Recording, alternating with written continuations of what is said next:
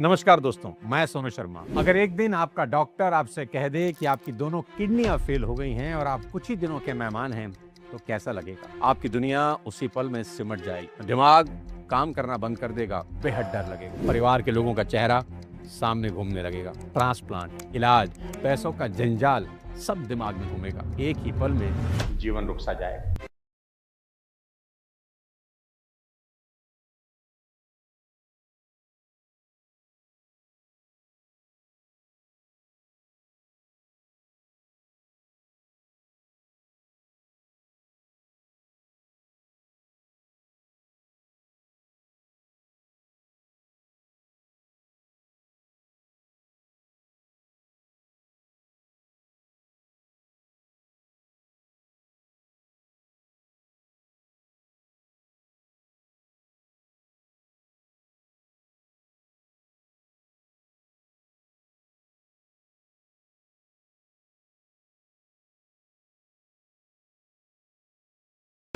पूज्य प्रेमानंद गोविंद शरण महाराज जी की, जिनका आश्रम वृंदावन में है। एक ऐसा स्थान जहां हवा में भी भक्ति खुली है, जहां हर गली, हर दीवार, हर पत्ता राधे राधे कहता है। अभी कुछ दिन पहले मुझे वहां जाने का सौभाग्य मिला।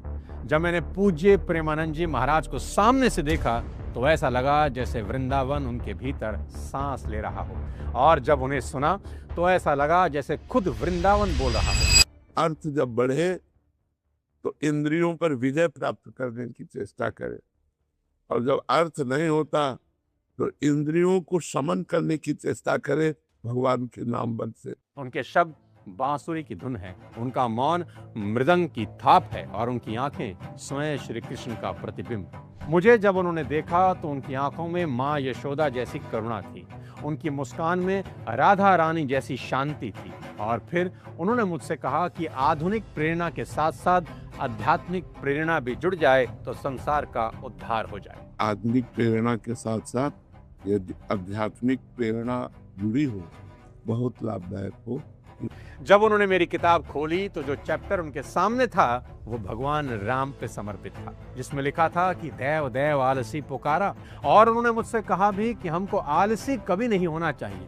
देव देव आलसी पुकारा, ये तो थोड़ी बात। कभी न भूलने वाले पल थे वो कथा नहीं सुनाते, वो प्रेम जगा देते हैं। उनकी वाणी से जब शाम निकलता है तो ऐसा लगता है जैसे स्वयं कान्हा पुकार रहे हैं। जब वो कथा कहते हैं तो समय ठहर जाता है।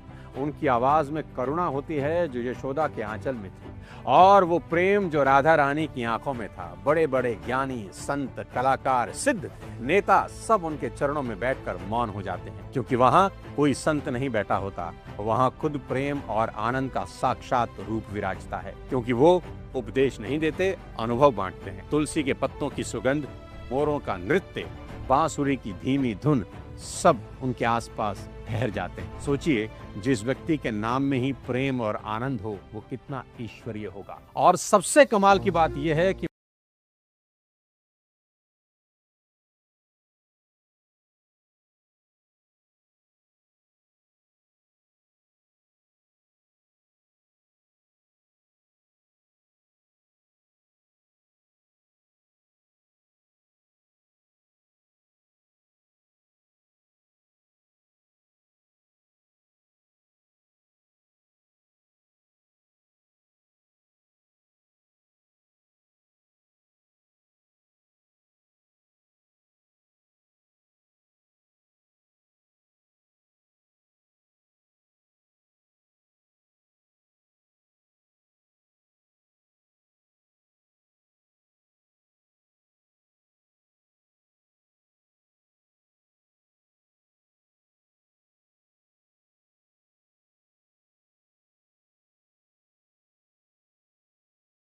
स्पिरिचुअल चैनल ऐसा होगा जिसकी इतनी विशाल और इतनी सच्ची फॉलोइंग हो। इस सब की शुरुआत हुई आज से कोई 56 बरस पहले। साल था 1969। कानपुर के पास एक छोटे से गांव के एक साधारण ब्राह्मण परिवार में एक बालक का जन्म हुआ। नाम रखा गया अनिरुद्ध। 5 साल की उम्र जब बच्चे खिलौनों में खोए रहते थे, अनिरुद्ध घंटों रामायण और गीता सुनते। एक ही सवाल मन में गूंजता, जब इस संसार क्षणभंगुर है तो मेरा सच्चा साथी कौन है? और उत्तर मिला कि मेरे तो गिरधर गोपाल, दूसरा न कोई।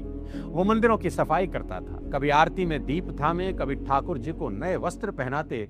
और फिर आई वो चमत्कारी रात जब मात्र 13 वर्ष की उम्र में उन्होंने परिवार, सुख सुविधा सब छोड़ दिया और सिर्फ एक चीज चुनी, कृषि। रात के कोई 3 बजे थे, गांव सो रहा था।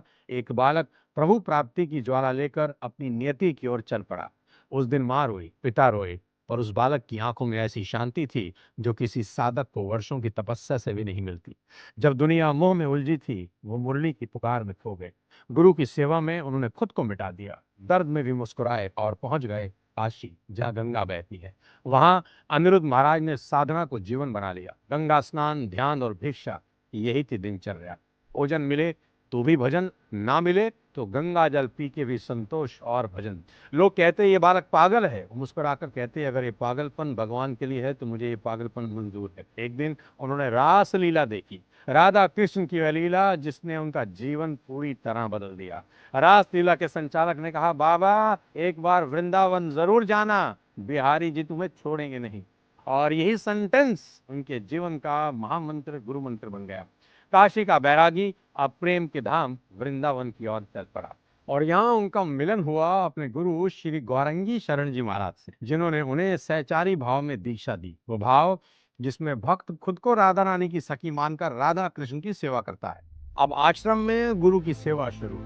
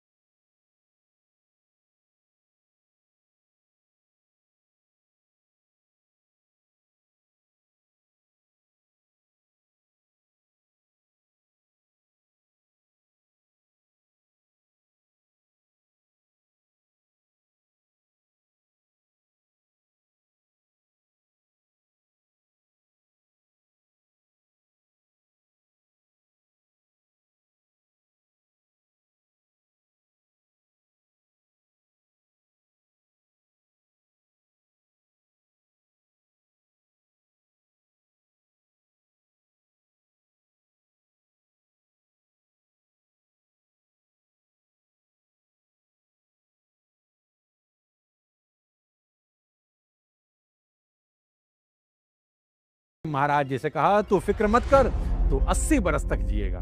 अब कभी भी जब उनकी तबीयत बिगड़ने की खबरें आती हैं तो दुआओं में सभी के हाथ ऊपर उठ जाते हैं। आज प्रेमानंद जी महाराज के लिए सिर्फ हिंदू ही नहीं बल्कि हर धर्म के लोग प्रार्थना कर रहे हैं।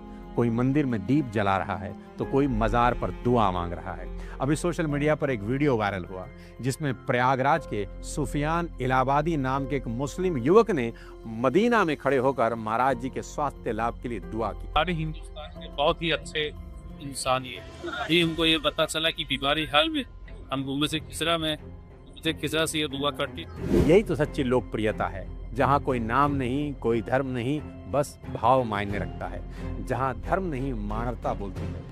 वीडियो के आखिरी भाग में जाते जाते प्रेमानंद जी महाराज जी के जीवन से वो 3 क्विक लर्निंग बताने जा रहा हूं जो हमने अगर अपने जीवन में उतार ली तो जीवन सुधर जाएगा। अगर कुछ सीखा ही नहीं वीडियो से तो फिर फायदा ही क्या हुआ। सबसे पहली सीख, turn your wounds into wisdom, यानी दर्द को साधना बना लो और ईश्वर को जोर से पकड़ लो। जब शरीर जवाब दे गया तब भी महाराज जी ने कहा, मेरे भीतर राधा कृष्ण है, रोग क्या कर लेगा। उनका जीवन याद दिलाता है कि जब मन भगवान से जुड़ जाता है तो कोई बीमारी, कोई बाधा टिकती नहीं, तकलीफ नहीं देती। आज के यूथ के लिए मैसेज बिल्कुल साफ है कि फेलियर्स और सेटबैक्स अंत नहीं, ये ब्रेक थ्रू है, नई शुरुआत है। इसलिए किसी भी सिचुएशन से घबराना नहीं और उसका दामन छोड़ना नहीं है। महाराज जी के जीवन से दूसरी सीख, डिटैच टू डिस्कवर, यानी छोड़ो ताकि पा सको। 13 बरस की उम्र में घर छोड़ना पलायन नहीं था, वह जागरण था। त्याग ने उन्हें वैराग्य नहीं, स्पष्टता दी। आज की दुनिया में जब सब कुछ पाने की दौड़ में लोग खुद खो जा रहे हैं, महाराज जी सिखाते हैं कि कभी कभी कुछ छोड़ देना सबसे बड़ा पाना होता है। दोस्तों, भगवान राम ने 14 बरस के लिए अयोध्या छोड़ी और जब लौट कर आए तो 11,000 बरस राज किया। इसलिए छोड़ना हमें सीखना होगा ताकि कुछ बड़ा हासिल किया जा सके। तीसरी और बेहद इंपॉर्टेंट सीख, लव बियॉन्ड